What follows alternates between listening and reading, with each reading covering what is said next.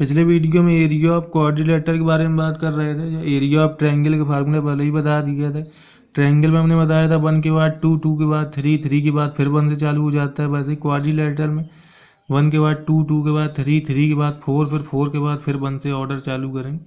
अब जैसे formula direct इसका लिखना हो क्वाड्रिलेटरल का, वैसे हमने पहले बताया था कि जैसे दो ट्रायंगल अलग अलग कर लिया जाए और दोनों का एरिया निकाल के फिर ऐड कर दिया जाए तो भी आंसर आ जाएगा। और डायरेक्ट फार्मूला लिखना हो तो direct area of quadrilateral formula 1/2 bracket में x1 y2 माइनस में y3 लिखते तब यहाँ y4 लिखेंगे प्लस x2 लिखेंगे, y2 के बाद y3 लिखेंगे, 4 के बाद 1 लिखेंगे, फिर x2 के बाद x3 लिखेंगे, 3 के बाद 4 लिखेंगे, 1 के बाद 2 लिखेंगे, फिर 3 के बाद यहाँ पे 4, 4 के बाद 1 और 2 के बाद यहाँ पे 3 लिखेंगे। यहाँ ऐसे बंद कर देंगे। ये डायरेक्ट फार्मूला हो गया। x1 y2 माइनस y4 से चालू करके एक एक आगे बढ़ाते जाएंगे। 1 के बाद 2 आएगा, 2 के बाद यहाँ 3 आएगा और 4 के बाद फिर 1 से चालू हो जाएगा। ऐसे ही आगे 2 के बाद फिर 3 आएगा, 3 के बाद 4 आएगा, 1 के बाद 2 आएगा, 3 के बाद 4 आएगा, 4 के बाद 1 आएगा, 2 के बाद 3 आएगा। ये 3 लिखा हुआ है। तो इस तरीके से हम डायरेक्ट इस फार्मूले से भी आंसर निकाल सकते हैं वैसे। और सिग्मा फॉर्म में कोई पूछे तो इसको कैसे लिख सकते हैं, 1/2 लिखा हुआ है, सिग्मा लगा के x1 ब्रैकेट में y2 माइनस y4, इस तरीके से इस फार्मूले को लिखा जा सकता है। शॉर्ट फॉर्म में सिग्मा लगा के ऐसे लिखा जा सकता है फार्मूले को। कोई सिग्मा हमने बताया था, कोई एक टर्म लिख देते हैं, बाकी आगे एक्सपेंड कर देते हैं। 1/2 सिग्मा x1 ब्रैकेट में y2 माइनस y4, मतलब कि सिग्मा फॉर्म में लिखा जा सकता है। अब एक टर्म पता है तो आगे वाले 1, 2, 3 टर्म उसी से बन जाएंगे, क्योंकि हमें पता है इसमें 1 के बाद 2 वाला लिखना है, 2 के बाद 3 वाला लिखना है, 3 के बाद 4 वाला लिखना है, 4 के बाद फिर 1 से चालू कर देना है। एक ऑर्डर है, साइक्लिक ऑर्डर है, 1 के बाद 2, 2 के बाद 3, 3 के बाद 4, 4 के बाद फिर 1 से। तो सिग्मा फॉर्म में एक टर्म याद कर लो, बाकी इसी से एक्सपेंड हो जाएगा। जैसे एरिया ऑफ ट्रायंगल में बताया था, बिल्कुल उसी तरीके से एरिया ऑफ क्वाड्रिलेटरल में इस तरीके से लिख सकते हैं इसको। अब ये तो मान लो एरिया के बारे में बात हो गई। पॉइंट कोलिनियर हो तो एरिया ऑफ ट्रायंगल 0 कर देंगे। पॉइंट अगर कोलिनियर है तो एरिया ऑफ क्वाड्रिलेटरल भी 0 कर देंगे, क्योंकि कोलिनियर पॉइंट से कुछ बन ही नहीं पाएगा। कोलिनियर पॉइंट के लिए 1-2 कंडीशन और होती हैं, तो उसको भी अपने हिसाब से नोट कर दो। वैसे कोलिनियर पॉइंट दिए हुए हैं A, B, C, ये कोलिनियर दिए हुए हैं। तो कोलिनियर में पता होता है कि एरिया ऑफ ट्रायंगल 0 हो जाएगा। ऐसे केस में एरिया ऑफ ट्रायंगल किसके इक्वल कर देना है, 0। लेकिन कभी कभी इसमें ये वाली कंडीशन भी ध्यान रखा करो कि दूसरा कुछ रिजल्ट अगर प्रूव कराने के लिए ऐसे भी पूछा जा सकता है। अगर कोलिनियर है पॉइंट तो slope of AB equal slope of BC equal slope of AC, तीनों की स्लोप इक्वल हो जाएंगी। किसकी स्लोप, स्लोप जो लाइन AB है इसकी स्लोप इक्वल, यही स्लोप किसके इक्वल हो जाएगी, BC के। यही स्लोप किसके इक्वल हो जाएगी, AC के, क्योंकि लाइन वही है। जितनी स्लोप AB की होगी वही BC की होगी, वही AC की होगी। AB, BC, CA तीनों की स्लोप इक्वल हो जाएंगी। अब slope m equal tan theta होता था। अब कोई पूछे जैसे 2 पॉइंट दिए हों तब स्लोप कैसे निकाली जाए।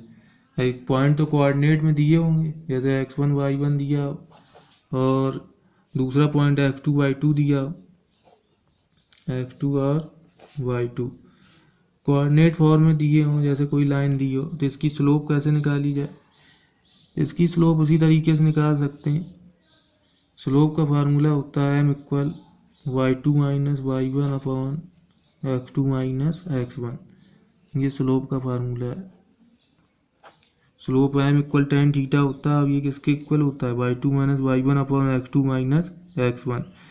तो इससे कोई भी 2 कोऑर्डिनेट दिए हों, तो कोई भी 2 कोऑर्डिनेट दिए हों तो हम इससे स्लोप निकाल सकते हैं। अब ऐसे 3 पॉइंट हैं A, B, C, तो इसमें तीनों कोऑर्डिनेट दिए होंगे। AB की भी स्लोप निकाली जा सकती है, BC की भी निकाली जा सकती है और AC की भी निकाली जा सकती है। अगर स्ट्रेट लाइन है, तीनों पॉइंट कोलिनियर हैं, तो एरिया ऑफ ट्रायंगल 0 हो जाएगा। एरिया ऑफ क्वाड्रिलेटरल पूछा जाए तो वो भी 0 हो जाएगा। लेकिन क्वाड्रिलेटरल लगाने की जरूरत ही नहीं है, जब हमें पता है पॉइंट कोलिनियर है तो एरिया ऑफ ट्रायंगल 0 कर देंगे। तो ये भी कंडीशन बनती है कि स्लोप तीनों की इक्वल हो जाएगी। और कोई 2 पॉइंट दिए हैं तो स्लोप निकाली कैसे जाती है, m equal y2 minus y1 upon x2 minus x1। इससे हम स्लोप निकाल सकते हैं। ये तो स्लोप का फार्मूला हो गया। अब m इक्वल टेन थीटा पहले हो चुका है, ये तो इसमें हो गया। अब जैसे कोई भी लाइन जैसे परपेंडिकुलर हो तो उनकी स्लोप में क्या रिलेशन होता है। जैसे एक लाइन ये m1 है, इसकी स्लोप, और एक लाइन ये इसकी स्लोप m2 है। दोनों लाइनें अगर परपेंडिकुलर हैं, मतलब 90 डिग्री एंगल बना रही हैं दोनों लाइनें, एक की स्लोप m1 है, दूसरे की स्लोप m2 है। अगर परपेंडिकुलर हैं लाइनें तो इनकी स्लोप में रिलेशन होता है m1 इंटू m2 इक्वल -1। दोनों की स्लोप का मल्टीप्लाई करने पे कितना आ जाता है, -1। m1 m2 equal -1, m1 into m2 equal -1। ये अगर लाइन परपेंडिकुलर है। अगर दोनों लाइनें पैरेलल हो, लाइनें अगर पैरेलल हो दोनों, एक की स्लोप m1 हो दूसरे की स्लोप m2 हो, तो ऐसी कंडीशन में दोनों की स्लोप इक्वल होती है। m1 इक्वल कितना लिख देते हैं, m2। पैरेलल लाइन की स्लोप इक्वल होगी और परपेंडिकुलर वाले में m1 m2 का मल्टीप्लाई करने पे -1 आएगा। अब अगर देखा जाए कि स्लोप उसमें कैसे लिखी जाती है, कोई लाइन अगर जनरल फॉर्म में लिखी हो तो उसकी स्लोप कैसे लिखेंगे। जैसे कोई लाइन ऐसे लिखी है जनरल फॉर्म में, ax plus B Y plus सी इक्वल 0, तो इसकी स्लोप कैसे निकाली जाएगी। m इक्वल ये होता है -x कोफिशिएंट, -x का गुणांक अपॉन y का गुणांक। गुणांक मतलब हिंदी मीडियम वाले स्टूडेंट इसको कोफिशिएंट समझ लें। -x का गुणांक अपॉन y का गुणांक, गुणांक मतलब कोफिशिएंट, हिंदी मीडियम वालों के लिए लिख दिया है। अब माइनस लगा के x का कोफिशिएंट कितना आ रहा है a, और y का कोफिशिएंट कितना है यहाँ पे b, तो इसकी स्लोप हो गई -a अपॉन b। तो ये स्लोप निकल के आई -a upon b। ax plus B Y plus C equal 0 लिखा है, तो स्लोप का जनरल फार्मूला ए भी होता है -x का कोफिशिएंट अपॉन y का, तो slope m equal -a upon b। अब जैसे कोई दूसरा, एक तो ये दोनों हो ही गया, m1 m2 -1। अगर लाइन परपेंडिकुलर है तो स्लोप का मल्टीप्लाई करके -1 कर देना है। लाइन अगर पैरेलल है तो m1 इक्वल m2 कर देना है। और कोई जनरल फॉर्म लिखा है, स्लोप लिखना है तो -a अपॉन b। और जितने भी इसके फार्मूले थे लगभग सभी हो गए। अब एक पॉइंट ये आता है, जैसे कोई पॉइंट की कोई लाइन से डिस्टेंस निकालनी है। अब जैसे कोई पॉइंट दिया है P, इसके कोऑर्डिनेट हैं x1 और y1, और इस पॉइंट से परपेंडिकुलर डाला गया है कोई लाइन पे। लाइन जनरल फॉर्म में लिखी है ax plus B Y plus सी इक्वल 0। तो ये जो परपेंडिकुलर डिस्टेंस है तो ये किसके इक्वल हो जाएगी। कोई पॉइंट P दिया, उसके कोऑर्डिनेट x1 y1, उससे परपेंडिकुलर डाला है कोई लाइन पे, और लाइन जनरल फॉर्म में दी हुई है ax plus B Y plus सी इक्वल 0। तो ये डिस्टेंस कितनी होती है, ये डिस्टेंस इक्वल देख लेना इसको, ax1 प्लस बी वाई1 प्लस सी अपॉन अंडर रूट के अंदर a square plus B square, ये डिस्टेंस हो जाएगी। कोई पॉइंट P दिया, उसके कोऑर्डिनेट x1 y1 है, उससे कोई line ax plus B Y plus सी इक्वल 0 पर अगर परपेंडिकुलर डाला है तो परपेंडिकुलर डिस्टेंस किसके इक्वल हो जाती, ax1 plus B वाई1 plus C upon under root a square plus B square. अब यदि ये पॉइंट P ओरिजिन हो, अगर पॉइंट P हो ओरिजिन, ओरिजिन के कोऑर्डिनेट सबको पता होते हैं, मतलब 0,0। इसका मतलब जो x1 और y1 लिखा हुआ है उसकी जगह अगर 0 0 कर दिया जाए, पॉइंट को अगर ओरिजिन पे कर दिया जाए, तब डिस्टेंस कितनी निकल के आ जाएगी। वो हमें पता होता है formula ax1 plus B वाई1 plus C upon under root a square plus B square. तो इसमें x1 y1 के 0 0 रख दें, बढ़ जाए, केवल ये बचेगा c upon under root a square plus B square. तो इसका मतलब ओरिजिन से किसी लाइन की जनरल फॉर्म में अगर डिस्टेंस निकाली जाए तो वो डिस्टेंस, ओरिजिन से अगर जनरल फॉर्म में डिस्टेंस निकाली जाए तो d इक्वल निकल के आता है c upon under root a square plus B square. तो ये तो मतलब इसका अलग टॉपिक, लेकिन मेन जो फार्मूला वो याद रखना है डिस्टेंस का, ax1 plus B वाई1 plus C upon under root a square plus B square. कोई भी पॉइंट से अगर किसी लाइन पे डिस्टेंस निकालनी। अब लाइन यहाँ देख लेना, ये जनरल फॉर्म में लिखा हुआ है। अब जनरल फॉर्म को स्लोप फॉर्म में चेंज करना हमने पहले बता दिया था, इंटरसेप्ट फॉर्म में भी चेंज करना बता दिया था, और नॉर्मल फॉर्म में भी चेंज करना बता दिया था। तो अब स्ट्रेट लाइन का कोई भी कैसा भी क्वेश्चन आ जाए वो सब बिल्कुल आसानी से सॉल्व कर सकते हैं, जितने टॉपिक शुरू से बता दिए गए, first topic, second topic, third topic, तीनों में। अब स्ट्रेट लाइन का कोई भी क्वेश्चन लगाया जा सकता है। अब ये बस इसको समझ लेना है थोड़ा ध्यान से, फार्मूले इसके कंप्लीट हो गए। डिस्टेंस का भी हो गया है फार्मूला। ओरिजिन से डिस्टेंस निकालनी हो तो x1 y1 0 0 रख देंगे तो c/√a² + b² हो जाएगा। दोनों में मतलब उसमें कोई दिक्कत नहीं है। अब कोई लाइन दी हो, जैसे उसके पैरेलल लाइन की इक्वेशन लिखनी है, अब वो थोड़ा बहुत इसका भी ध्यान रखना पड़ेगा। अब जैसे कोई लाइन दी है ax + by + c = 0। अब एक लाइन लिखनी है जो इसके पैरेलल हो। इसके अगर पैरेलल लाइन लिखनी है कोई भी, तो पैरेलल लाइन में स्लोप तो सेम होती है, तो मतलब ax + by वैसे ही बना रहेगा, प्लस कोई λ = 0, इस तरीके से लिख देंगे। कोई लाइन दी हो ax + by + c = 0 और उसके अगर पैरेलल लाइन लिखनी हो समांतर रेखा, तो ax और by में कोई चेंज नहीं करेंगे, c की जगह कोई λ = 0 लिख देंगे। अब दिया हो ये पैरेलल लाइन कोई पॉइंट से होके जा रही है, तो उस पॉइंट को इधर x और y की जगह सेटिस्फाई करा देंगे। जब सेटिस्फाई करा देंगे तो उससे किसकी वैल्यू निकल के आ जाएगी, लैम्डा की। और लैम्डा की वैल्यू उठा के फिर हम इसी में रख देंगे, ए बी और लैम्डा लिखा होगा, एक्स वाई की जगह कुछ ना रखेंगे, तो ये उसका आंसर आ जाएगा।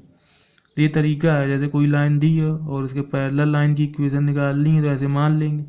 बस एक पॉइंट दिया होगा जिससे पैरेलल लाइन पास हो रही होगी, तो उस पॉइंट से हम एक्स और वाई को यहाँ रख देंगे वैल्यू उस पॉइंट से, और जिससे लैम्डा की वैल्यू निकल आएगी, लैम्डा उठा के फिर हम इसी इक्वेशन में रख देंगे तो आंसर आ जाएगा।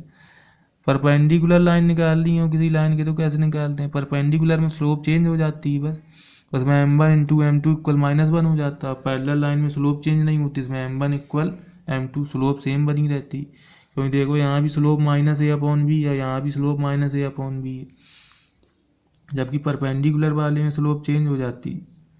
तो परपेंडिकुलर लाइन की इक्वेशन लिखनी है अगर तो कैसे लिखी जाएगी, परपेंडिकुलर लाइन उसकी इक्वेशन लिखनी है तो उसको ऐसे लिखेंगे bx - ay + लैम्डा = 0, क्योंकि यहाँ स्लोप हो गई -x कोएफिशिएंट अपॉन y का, तो -b/y coefficient -a minus cut गया तो b/a, तो इसकी स्लोप है b/a, उसकी स्लोप है a/b। ये ध्यान देना, इसकी स्लोप कितनी है, इसकी स्लोप है a/b माइनस का, और इस वाले की स्लोप कितनी है, इस वाले की स्लोप है b/a। अगर दोनों का मल्टीप्लाई कर दिया जाए तो a कट जाएगा, b भी कट जाएगा, -1 आ जाएगी, यानी m1 m2 -1। इसका मतलब ये दोनों लाइनें परपेंडिकुलर हैं। ये तो जनरल फॉर्म दिया होगा, ये लाइन इसके पैरेलल है, जैसी ये लाइन होगी बिल्कुल उसी तरीके से ये लाइन निकल के आएगी, लेकिन ये लाइन उसके परपेंडिकुलर है, तो ये लाइन मतलब ऐसे है, मतलब उसके परपेंडिकुलर लाइन है 90 डिग्री एंगल बनाते हुए। तो ये लाइन तो दी होगी, ये पैरेलल लाइन निकाली, और ये जो परपेंडिकुलर लाइन निकाली इसकी स्लोप है b/a, उसकी स्लोप है -a/b। ये स्लोप कौन से फार्मूले से निकली है, ये उस फार्मूले से निकली है, minus coefficient of x upon coefficient of y। तो कोई भी लाइन गिवन हो, ये वाली लाइन गिवन है जो पहले दिया हुआ है, तो कोई भी लाइन अगर गिवन हो तो उसके पैरेलल लाइन की इक्वेशन ऐसे लिखते हैं ax + by + lambda = 0, perpendicular line की इक्वेशन लिखते हैं bx - ay + लैम्डा = 0। अब ये दिया होगा कि पैरेलल लाइन कोई पॉइंट से पास हो रही है तो उससे सेटिस्फाई करा के लैम्डा निकल आएगा। ऐसे इसमें भी दिया होगा कि परपेंडिकुलर लाइन है उस पॉइंट से पास हो रही, तो एक्स वाई में वैल्यू रख के उससे भी लैम्डा की वैल्यू निकाल लेंगे, लैम्डा निकाल के फिर इसी में रख देंगे। इस तरीके से कोई भी गिवन लाइन हो तो उसके पैरेलल लाइन और परपेंडिकुलर लाइन की इक्वेशन आ जाएगी। स्लोप हमने साइड में लिख दी, तो कोऑर्डिनेट से यहाँ पे काम पूरा हो जाता है। पॉइंट तो डिस्टेंस फार्मूला ये सब हो ही चुका है। अब इसी से कोई भी क्वेश्चन लगाना हो बिल्कुल आसानी से लगा सकते हैं। फार्मूले कंप्लीट हो गए। फार्मूले में ये भी समझा दिया गया है कि फार्मूला यूज कैसे करना है। बस अगर ये समझ में आ जाए कि फार्मूला यूज कैसे करना है, फिर चैप्टर में कुछ बच नहीं आता। अब ठीक है, इसको यहाँ तक नोट कर लो पहले, और क्वेश्चन जो सिंपल सिंपल हैं सब लगा डालो। शायद ही कोई क्वेश्चन है जो अब बचा हो, इससे आउट कोई नहीं आएगा।